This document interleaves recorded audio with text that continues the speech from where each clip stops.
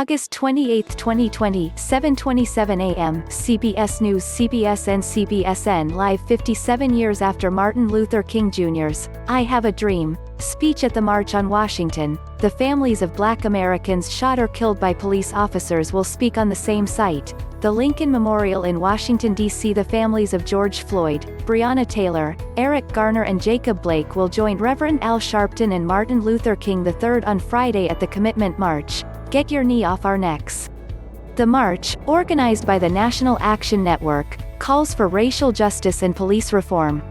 Sharpton first announced plans for the march during a memorial service for George Floyd, the 46-year-old father who died at the hands of police in Minneapolis in May.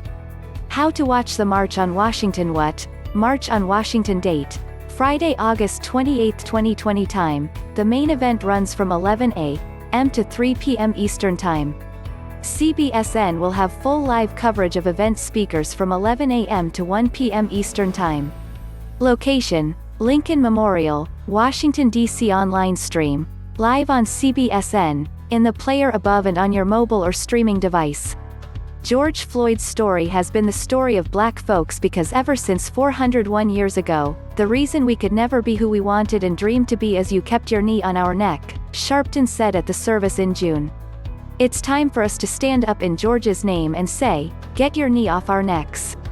The National Action Network said Friday's event will be an intergenerational inclusive day of action that will demonstrate its advocacy for comprehensive police accountability reform, the census, and mobilizing voters for the November elections. In the months since Floyd's death, Black Lives Matter marches have proliferated across the country.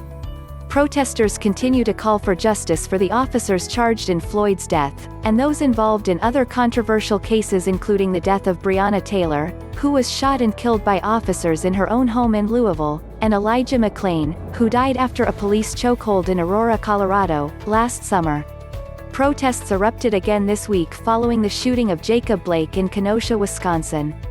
Blake, a 29-year-old Black man, was hospitalized after police shot him several times in the back as he opened the door of his parked car.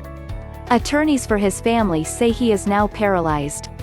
Who is expected to speak? Tylik McMillian, Youth Coordinator, National Action Network Rep.